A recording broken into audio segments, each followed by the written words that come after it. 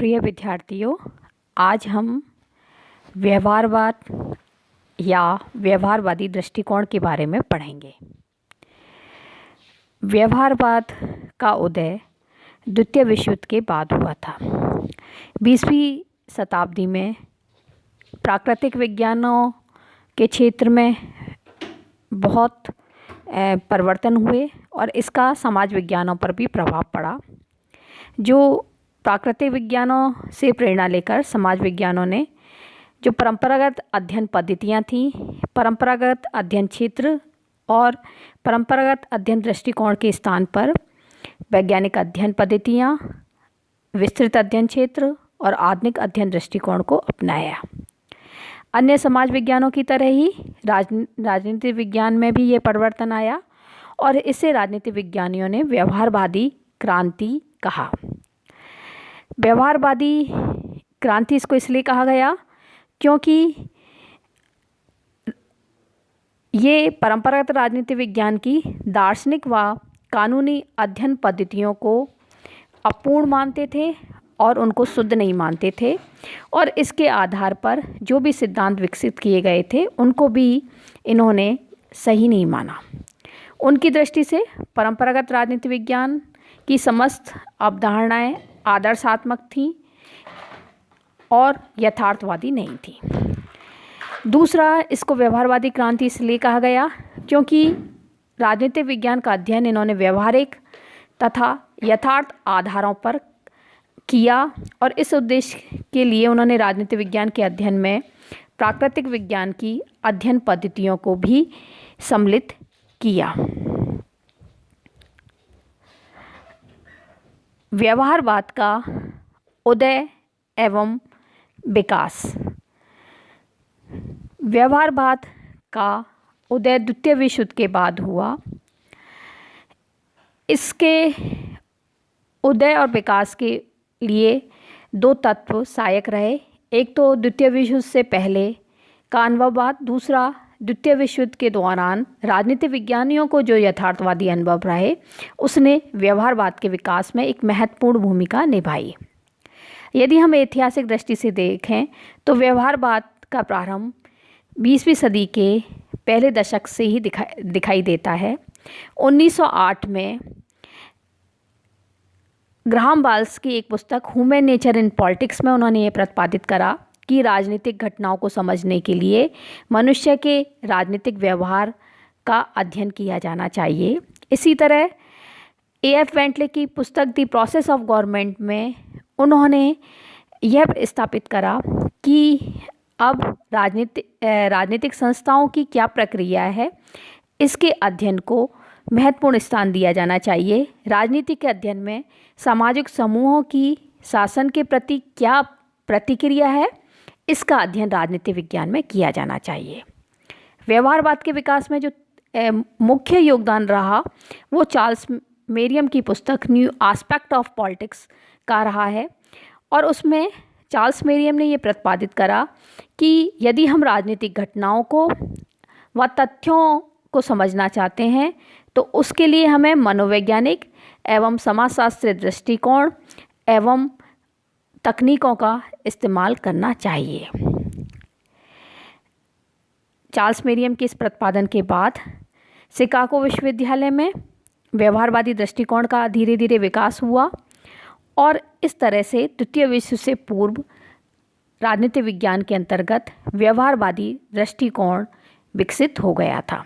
व्यवहारवाद के विकास में हरवर्ड Simon, Caitlin लासवन Kaplan और डेविड ईस्टन आदि का महत्वपूर्ण योगदान रहा है। व्यवहारवाद आधुनिक राजनीति विज्ञान को मूलतः अमेरिकी राजनीति विज्ञानों की देन है। अमेरिका में इसके विकास में शिकागो संप्रदाय के अलावा American political science association, social science research council आदि ने महत्वपूर्ण योगदान दिया है। मुख्य जो व्यवहारवादी हैं वो हैं Robert A Dahl, David Easton, Herbert Simon, Almond and Coleman, David Truman आदि। व्यवहारवाद का अर्थ एवं परिभाषा। व्यवहारवाद की डेफिनेशन देते हुए रॉबर्ट डाहल ने कहा कि व्यवहारवादी क्रांति परंपरागत राजनीति विज्ञान की असफलताओं के प्रति असंतोष का परिणाम है और इस क्रांति का उद्देश्य राजनीति विज्ञान को अधिक वैज्ञानिक बनाना है। रॉबर्ट डाहल की हम इस डेफिनेशन को समझें तो हम इस तरह से समझ सकते हैं कि रॉबर्ट डाहल ने दो बात की हैं। पहला तो उन्होंने कहा कि व्यवहारवाद परंपरागत राजनीति विज्ञान की असफलताओं के प्रति असंतोष का परिणाम है, अर्थात व्यवहारवादी दृष्टिकोण परंपरागत दृष्टिकोण का विरोधी दृष्टिकोण है। परंपरागत दृष्टिकोण में जो कमियां थीं उनको इसके अंतर्गत दूर करने का प्रयास किया गया है। दूसरा, इन्होंने कहा कि इस क्रांति का उद्देश्य राजनीति विज्ञान को अधिक वैज्ञानिक बनाना है, अर्थात उनका व्यवहारवादियों का उद्देश्य राजनीति विज्ञान में वैज्ञानिक अध्ययन पद्धतियों और तकनीक का प्रयोग करना था और शुद्ध सिद्धांतों की स्थापना करना था, जिससे कि राजनीति विज्ञान सही मायने में विज्ञान बन सके। व्यवहारवाद के दो पक्ष हैं, एक तो निषेधात्मक पक्ष है और एक भावात्मक पक्ष है। व्यवहारवाद का जो निषेधात्मक पक्ष है वो परंपरागत राजनीति विज्ञान का विरोधी है। परंपरागत राजनीति विज्ञान के अंतर्गत जो अध्ययन पद्धतियाँ प्रयोग में लाई जाती थीं और जो मूल्ययुक्त अध्ययन किया जाता था उसका ये विरोधी दृष्टिकोण है। व्यवहारवाद का जो भावात्मक पक्ष है वो ये कहता है कि राजनीति विज्ञान के अंतर्गत जो अध्ययन किया जाए वो यथार्थवादी होना चाहिए। राजनीति विज्ञान के अंतर्गत वैज्ञानिक अध्ययन पद्धतियों का प्रयोग किया जाना चाहिए। इस तरह से यदि हम व्यवहारवाद को देखें तो व्यवहारवाद परंपरागत दृष्टिकोण का दार्शनिक अध्ययन पद्धति का विरोधी दृष्टिकोण है और यह राजनीतिक विज्ञान के अध्ययन का वैज्ञानिक दृष्टिकोण है। व्यवहारवाद की मूल मान्यताएं एवं विशेषताएं। व्यवहारवादी की दृष्टिकोण की जो मुख्य विशेषताएं हैं या हम जिन्हें मान्यता कह सकते हैं उनको डेविड ईस्टन ने प्रस्तुत किया है। इन्हें व्यवहारवाद की बौद्धिक आधारशिला भी कहा जाता है और व्यवहारवाद की मुख्य मान्यताएं कहा जाता है। डेविड ईस्टन के अनुसार व्यवहारवाद की जो ये मुख्य मान्यताएं या जो लक्षण है ये 8 हैं और इनमें से पहला है नियमन। नियमन का तात्पर्य है कि राजनीति विज्ञान के अंतर्गत अध्ययन के लिए नियमों या सिद्धांतों का निर्माण संभव है, क्योंकि व्यवहारवादियों का मानना था कि मनुष्य का जो राजनीतिक व्यवहार है उसमें कुछ ऐसे सामान्य तत्व पाए जाते हैं जिनके आधार पर सिद्धांतों का निर्माण किया जा सकता है और इन सिद्धांतों के आधार पर मनुष्य के राजनीतिक व्यवहार की व्याख्या की जा सकती है और भविष्य में मनुष्य का राजनीतिक व्यवहार कैसा होगा इसके बारे में भविष्यवाणी की जा सकती है। दूसरी जो मान्यता डेविड ईस्टन ने स्थापित करी थी वो है सत्यापन। और सत्यापन से का तात्पर्य है कि मानव व्यवहार के बारे में जो भी सिद्धांत बनाए जाएंगे उसकी सत्यता की जांच होनी चाहिए। इस प्रकार की जांच की क्रिया को ही सत्यापन की क्रिया कहा जाता है और इस सत्यापन की क्रिया के द्वारा ही जो नियमों की सत्यता को सिद्ध किया जा सकता है और उन्हें विश्वसनीय बनाया जा सकता है। अर्थात इसका तात्पर्य ये है कि मानव के राजनीतिक व्यवहार के आधार पर जो सिद्धांत निर्मित किए जाएं उनकी एक प्रक्रिया से जांच होनी चाहिए और उस जांच के द्वारा उनको वापस से सत्यापित किया जाना चाहिए। तकनीकों का प्रयोग। यहाँ तकनीक से तात्पर्य अध्ययन के ऐसे साधनों से है जो अध्ययन के तथ्यों के चयन, संकलन एवं वस्तुनिष्ठ विश्लेषण में मददगार हों। परंपरागत रूप से राजनीति विज्ञान के अंतर्गत जिन तकनीकों का प्रयोग किया जाता था वो वैज्ञानिक नहीं थी, लेकिन व्यवहारवादी क्योंकि राजनीति विज्ञान को विज्ञान बनाना चाहते थे इसलिए उनका मानना था कि अध्ययन की इन तकनीकों में सुधार किया जाना चाहिए। राजनीति विज्ञान के अंतर्गत अधिक शुद्ध व वैज्ञानिक तकनीक का प्रयोग किया जाना चाहिए, क्योंकि उनका ये मानना था व्यवहारवादियों का कि तकनीक यदि शुद्ध एवं वैज्ञानिक होगी तो उसके आधार पर जो अध्ययन किए जाएंगे वो निरपेक्ष एवं तटस्थ होंगे और हमारा जो राजनीतिक विश्लेषण है वो वस्तुनिष्ठ हो सकता है। व्यवहारवाद की चौथी प्रस्तावना है परिमाणीकरण। परिमाणीकरण का तात्पर्य है कि जो तथ्य, आंकड़े, विवरण आदि इकट्ठे किए गए हैं उनके शुद्धिकरण की प्रक्रिया को परिमाणीकरण कहा जाता है। परिमाणीकरण के द्वारा अध्ययन के लिए इकट्ठे किए गए तथ्यों, आंकड़ों तथा समस्त जो विषय सामग्री है उसका पर्यवेक्षण किया जाता है और इन्हें अधिक यथार्थ और शुद्ध बनाने का कार्य किया जाता है और इसके लिए जो वैज्ञानिक पद्धति हैं उनका प्रयोग किया जाता है। मूल्य निरपेक्षता। परंपरागत दृष्टिकोण के अंतर्गत राजनीति विज्ञानियों के द्वारा मूल्यों पर अत्यधिक बल दिया गया था, लेकिन व्यवहारवादियों ने मूल्य निरपेक्ष अध्ययन पर बल दिया। व्यवहारवादियों का मानना था कि जब कोई अध्ययनकर्ता कोई शोध कर रहा हो या अध्ययन कर रहा हो तब उसे अपने मूल्यों और उसके जो पूर्वाग्रह या मान्यताएं हैं उनसे प्रभावित नहीं होना चाहिए, जिससे अध्ययन मूल्य निरपेक्ष या मूल्य मुक्त हो। उन्होंने मूल्य निरपेक्ष अध्ययन पर इसलिए बल दिया क्योंकि उनका मानना था कि यदि अध्ययन मूल्य निरपेक्ष होगा या मूल्य मुक्त होगा तो इस प्रकार के अध्ययन के आधार पर जो निष्कर्ष निकाले जाएंगे वो यथार्थवादी होंगे और वैज्ञानिक होंगे। इसलिए व्यवहारवादियों के द्वारा मूल्य निरपेक्ष अध्ययन पर बल दिया गया। क्रमबद्ध या व्यवस्थित अध्ययन। व्यवहारवाद की छठी प्रस्तावना है व्यवस्थित या क्रमबद्ध अध्ययन। व्यवहारवादियों का मानना था कि अनुसंधान और सिद्धांत में घनिष्ठ संबंध है। जब कोई राजनीति विज्ञानी कोई अध्ययन कर रहा हो तो उसे अनुसंधान का क्रम और स्थान पहले रखना होगा। इसका तात्पर्य यह है कि जब कोई अनुसंधान किया जा रहा हो तब पहले तथ्यों का एकत्रीकरण होना चाहिए, उन तथ्यों का वर्गीकरण होना चाहिए और उन तथ्यों के आधार पर निष्कर्ष निकाले जाने चाहिए और उन निष्कर्षों के आधार पर सिद्धांतों का निर्माण किया जाना चाहिए।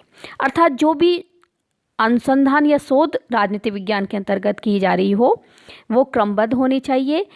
निष्कर्ष के बाद ही राजनीति विज्ञान के अंतर्गत सिद्धांतों का निर्माण होना चाहिए और इस प्रकार के क्रमबद्ध अध्ययन के आधार पर मानव का जो राजनीतिक व्यवहार है उसके बारे में कार्य व कारण के बीच संबंध स्थापित किया जा सकता है। नेक्स्ट प्रस्तावना जो डेविड ईस्टन ने व्यवहारवाद की दी वो है शुद्ध विज्ञान। व्यवहारवादी राजनीति विज्ञान को प्राकृतिक विज्ञानों की तरह और अन्य समाज विज्ञानों की तरह एक शुद्ध विज्ञान बनाना चाहते थे और इसके लिए उन्होंने दो चीज़ों पर बल दिया। पहला कि राजनीति विज्ञान के अंतर्गत वैज्ञानिक सिद्धांतों का निर्माण किया जाना चाहिए। दूसरा, हमारे युग की सामाजिक राजनीतिक समस्याओं को सुलझाने में सहायक हो इस तरह का अध्ययन किया जाना चाहिए। मानव जीवन का एकीकृत अध्ययन। डेविड ईस्टन ने व्यवहारवाद की जो आठवीं प्रस्तावना दी वो है मानव जीवन का एकीकृत या समग्र अध्ययन। व्यवहारवाद के अंतर्गत मानव के व्यवहार को राजनीति विज्ञान का केंद्र बिंदु माना गया।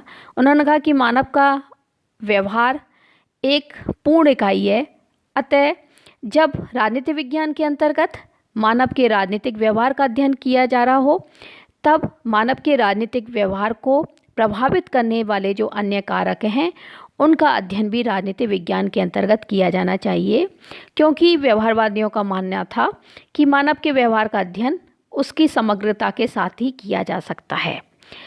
हम उदाहरण के तौर पर ले सकते हैं कि व्यवहारवादियों का मानना था कि जैसे कि मत देना मनुष्य का राजनीतिक व्यवहार है, लेकिन मत देने के उसके इस व्यवहार को उसके आर्थिक कारक भी प्रभावित करते हैं, सामाजिक कारक, उसके परिवार और जातिगत कारक, अन्य अनेक कारक इसको प्रभावित करते हैं। इसलिए जब मानव के राजनीतिक व्यवहार का अध्ययन किया जाए तो उसे अन्य अन्य कारकों के संदर्भ में किया जाना चाहिए। इस प्रकार उन्होंने माना कि मानव के राजनीतिक व्यवहार को पूर्णता से समझने के लिए राजनीतिक विज्ञान का अन्य समाज विज्ञानों से घनिष्ठ संबंध स्थापित किया जाना चाहिए। राजनीतिक विज्ञान के अंतर्गत जो तथ्य एवं आंकड़े एकत्रित किए जाएं, उनके विश्लेषण में समाजशास्त्र, अर्थशास्त्र, मनोविज्ञान आदि समाज विज्ञानों की अध्ययन पद्धतियों, शोध एवं उपलब्धियों का प्रयोग किया जाना चाहिए। इस प्रकार डेविड ईस्टन ने व्यवहारवाद की ये 8 मूल मान्यताएं या लक्षण दिए हैं और ये माना, और इस का व्यवहारवाद का जो मूल आधार था वो यह है कि राजनीतिक विज्ञान के अंतर्गत मानव के राजनीतिक व्यवहार पर बल दिया गया। व्यवहारवाद की आलोचनाएं अथवा सीमाएं। व्यवहारवादी जो दृष्टिकोण है वो राजनीतिक विज्ञान का एक बहुत महत्वपूर्ण दृष्टिकोण है, जो कि परंपरागत दृष्टिकोण के विरोध में आया।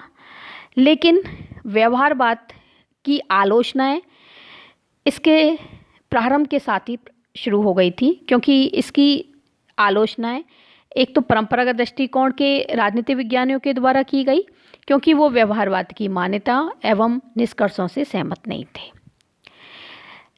व्यवहारवाद की स्थापना जिन व्यवहारवादियों ने करी, उन्होंने कुछ समय बाद ये महसूस करा कि व्यवहारवाद में कुछ कमियां हैं और उन कमियों को दूर करने के लिए उन्होंने उत्तर व्यवहारवाद की स्थापना की। और उनके द्वारा भी जो व्यवहारवाद की कमियां बताई गई, उन्हें व्यवहारवाद की सीमाएं कहा जाता है। व्यवहारवाद की जो आलोचना है या जो सीमा है वो निम्न है। पहली है शब्द आडंबर का दोष।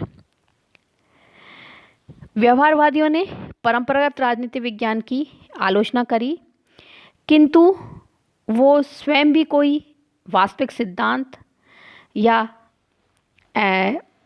विज्ञान बनाने में असफल रहे। ऐसी स्थिति में उनके द्वारा जो भी अध्ययन किया गया वो शब्दावली या प्रत्यय मात्र या शब्दों का आडंबर बनकर रह गया। उनके द्वारा जो अध्ययन किया गया वो तर्क और अर्थहीन और शब्द जाल के रूप में दिखाई दे रहा था।